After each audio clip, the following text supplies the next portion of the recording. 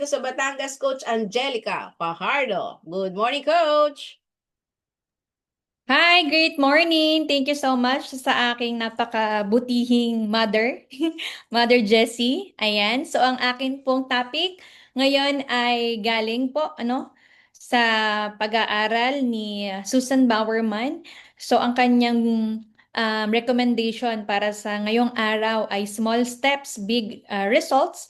Sustainable changes for the new year. So, Happy New Year po sa ating lahat mga ka-BNC, no? So bago ko po ito i-share, syempre magpakilala po muna ako sa aking wellness result with Herbalife. So ito po yung aking timbang after ko po manganak. So I weigh 65 kilograms po sa photo na ito, no?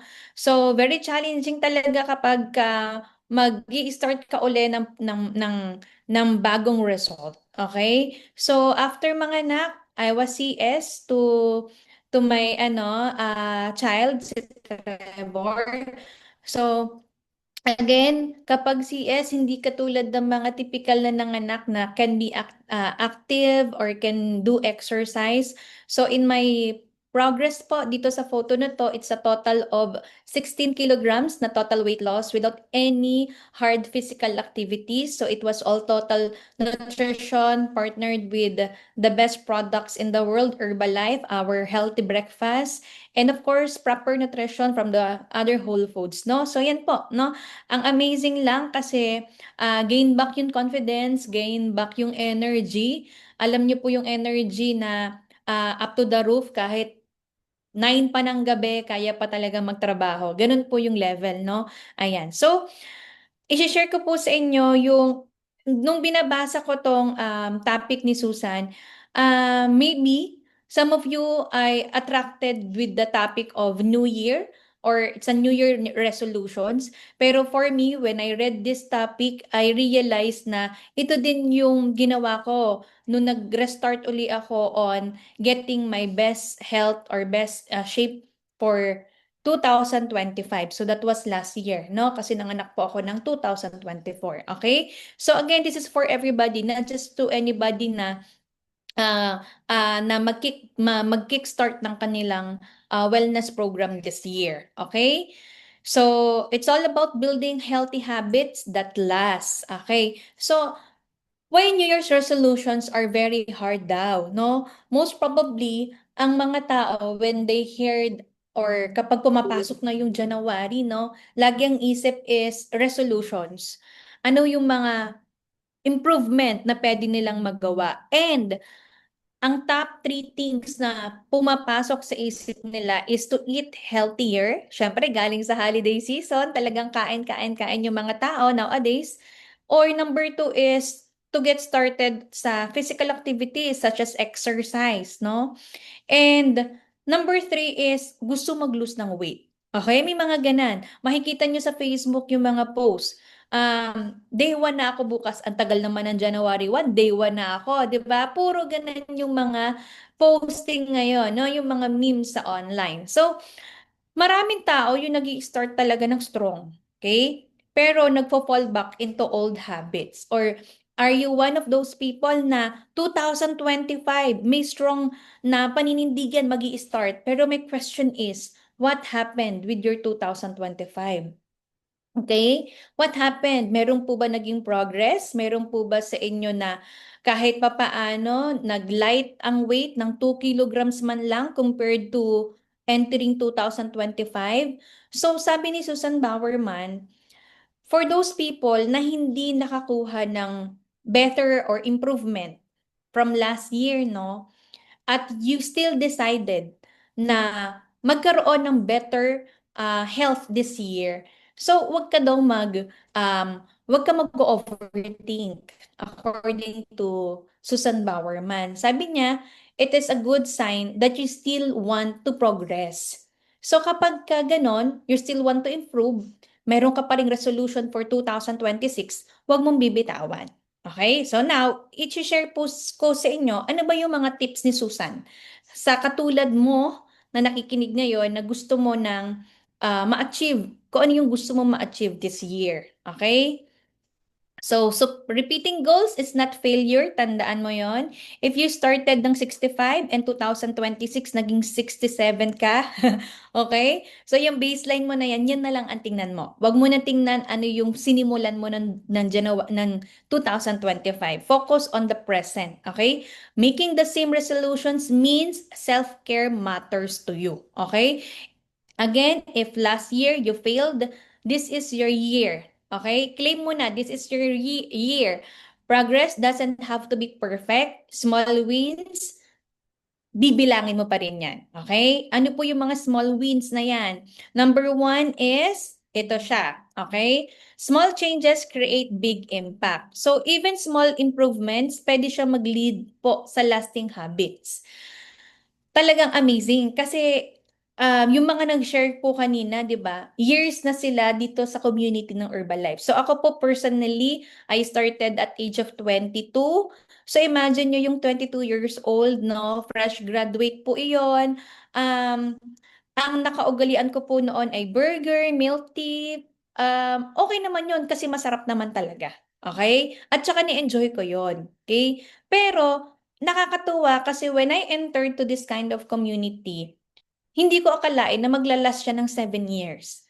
Na yung pag-inom ko ng aloe tea shake in the morning, maglalas siya for I believe and I can firmly say na lifetime ko siya iinumin. Okay? So saan lang din ako nag-start? I started on um checking kung ano ba yung mga things na ginagawa ko ngayon. Ito po, example, I started today. Kayo po, ganito lang yung turo ni Susan.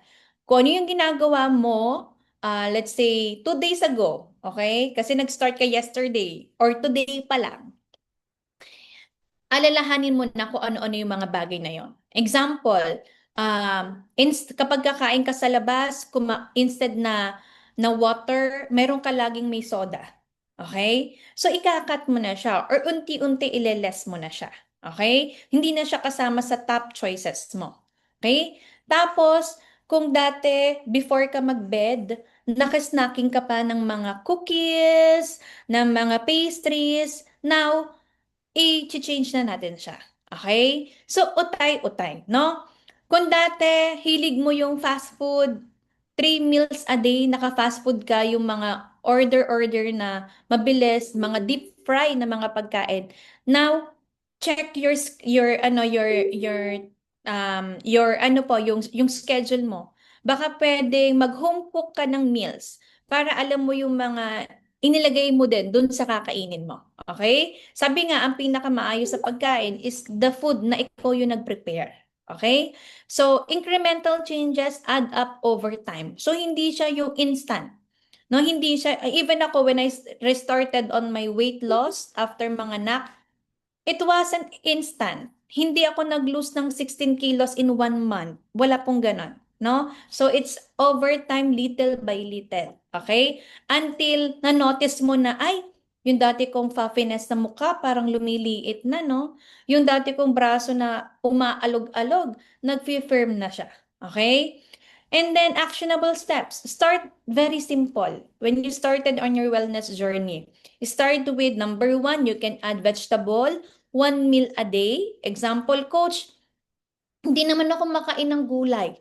Bakit doon sa mga nakikita ko sa Facebook, sa online, lagi dapat may gulay, okay? Hindi mo kailangan na maging vegetarian. Hindi mo kailangan agad-agad. Yung from kahapon, nakasamgyupsal ka, and then today bigla ka magiging vegetarian. Hindi siya kailangan ganon yung mabilis yung shifting, okay? Swap sugary drinks to Herbalife tea or water. Yan yung pinaka-favorite natin. When you wake up in the morning, 'di ba? Grabe yung in my 7 years na dati ay nakasanayan yung mga dikulay na drinks pagkagising. Imagine mo, 7 years na nagtsaa ka compared dun sa nakaasukal ka. Okay? So choose fruit or nuts instead yung mga junk na mga snacks at begin your day with balanced healthy shakes. So pakita ko sa inyo yung mga pictures, no? So ito po yung isa sa mga kailangan talaga natin, no? Yung insoluble at saka yung soluble fiber. So tingnan nyo na lang po ito ha. Meron tayong insoluble fiber, siya yung pwedeng magpabigat dun sa dumi natin, nakaka-reduce din ng constipation, tapos siya yung nakakatulong para sa insulin resistance ng katawan. Yung soluble naman, siya yung nakaka-relieve ng diarrhea. Kapag merong mga irritable na mga bowel syndrome sa katawan, yung soluble better yun. And nakaka-help yan to slow down yung digestion. Plus, nakaka-aid yung soluble fiber sa blood sugar control. Okay? So ngayon, coach, paano ko ba ma-check if it's soluble or insoluble? Simple lang, no? Yung insoluble, hindi siya nagbe-break down through water. Yung soluble, yun yung kaya ng water. So alam nyo po yan, kita nyo yan. Pagka nagdudumi kayo, yung kinain nyo is still buo pa rin, that is insoluble na gulay o pagkain like ng mga mais, di ba? Ang bigat-bigat sa tiyan pag kinakain nyo. Okay? So, good news, in our Herbalife, meron tayo ng products na mga yan. Okay? So, meron kang fiber and herbs. Ito naman yung tinatawag nating insoluble fiber. Si fiber band, yan yung soluble fiber. Insoluble fiber, sorry, baliktad. Now, if you want na combination, we have yung active fiber complex. Ang pinagkaiba nila, si active fiber is in a powder form na juice siya. Masarap talaga siya kasi apple yung flavor niya. While these two, sila naman tablets. So ako personally, before bedtime, I take, yun yung parang naka-mindset ka lang na, okay, I have a fiber intake before bedtime. So naka-intake po ako niya ng 6 tablets ng fiber and herbs before bed. Yan. So yun, pwede nyo siyang itry, okay? Or every after meal, mag-fiber and herbs ka, gawin mong snack yung active fiber drink, no? Or kung gusto mo naman, bago ka kumain, busog na busog, mabigat yung katawan, yung pakiramdam ng iyong tummy, take mo yung fiber band, 30 minutes before meal, okay? Now, ito pa yung mga exciting about our products. Kasi yung, alam mo yung Herbalife tea at saka yung ating aloe, pwede mo siyang i-mix-mix. Pwede ka makakreate ng beverages na masarap. Okay? Yan. So, even yung ating coffee sa Herbalife, meron tayo niyan. So that when you started on a program, may enjoy mo siya. Okay? Now, kanina diniscuss ni Coach CJ yung start with healthy breakfast. So when we started doon sa program, ito yung pinaka-convenient as well as pinaka-madali mong gagawin. Just swap your first meal of the day. Okay? So sa first meal of the day mo, meron ka ng aloe tea and shake. First meal of the day. Okay? So ganun lang siya kasimple. Okay? Ayan. So don't do everything at once. So kung nafa-frustrate, ay coach, ba't ganun yung timbang ko? Hindi nag improve. So this is my recommendation for you. Pag magtitimbang ka, follow mo yung 4 W's. Number 1, wake up. Pagkagising mo, iihi ka muna. Pagkaihi mo, saka ka magtitimbang. Okay? And then pagkatimbang mo, mag-intake ka na ng water. Okay? Just remember the 4 W's. So example lang natin is, ayan na. Kapag kakain ka din ng salad, just take yung 3 times per day. Yan. So, ayan. Ito naman yung ilan sa mga healthier choices. Coach, hindi talaga ako mahilig dun sa flavor ng shake. You can enjoy. Meron po tayong mga recipe. Okay? Kung gusto mo ng chia blueberry overnight, meron tayo niyan. Okay? Yan po yung recipe. Pinapakita ko sa inyo. Coach, mahilig talaga ako sa mainit in the morning. Sige, gawin mong sweet corn, yung iyong shake na may PPP. Pwede po yan. Okay? Kung gusto mo talaga ng ganan. Si Trevor po, yun po yung ginagawa ko sa kanya. Okay, yung baby po. Yan. May, lagyan mo lang siya ng chicken broth. No? Yan. Tapos kung gusto mo, coach, mahilig talaga ako sa lasa ng tinapay. Sige, gawa ka na din ng Herbalife protein muffin. Okay? Para mas ma-enjoy mo siya. Okay? O kaya naman, coach, mahilig talaga ako sa cookies. Sige, paggawa ka din ng Herbalife cookies. Gawa ka lang din yan. Meron tayo. So, good news ko sa inyo, when you started this year, hindi man ganun malaki yung gagawin mong pagbabago, utay-utay, pero lagi mo tandaan, pag nag-less ka ng 300 calories twice a week, no? It's 4 kilograms in a year yung malulus mo. kung aalisin mo yung ice cream mo at ilalagay mo yung shake at night, most probably, kaya mo mag-lose ng 4.5 in a year. Ito po yung kapag may mga cheat days pa ha, ang pinag-usapan lang dito is just the snack in the evening. Pero in the morning, nakasamgyup ka, maglulus ka pa rin. 4.5 in a year, okay? So one small habit can change everything. Tandaan mo po yun, okay? And progress, not perfection. Kung gusto mo i-check yung lahat ng mga recipe, if you are an Herbalife member, makukuha mo yon downloadable for free. Free, free, free. Yan. Start with one habit, build from there. Every step counts. So that's all po from my end. Thank you so much. Back to you, Mother Jessie. Grabe naman, bigla ako napainom ng tea, parang sarap na sarap ako dun sa mga pinakita ni Coach Angelica. Grabe ang ating topic for today. Dami nating natutunan, dami nating take home. So hindi pa huli, focus on the present. Sabihin mo sa sarili mo, this is my year. So maraming salamat Coach Angelica. Ang dami mong naibahagi ngayon. So diba, dito sa VNC, laging libre ang ating mga information. Ano lang gagawin mo? Join ka lang every morning. So maraming salamat din po. Let me greet. So nakaalis na si Ma'am Tin Bertuccio.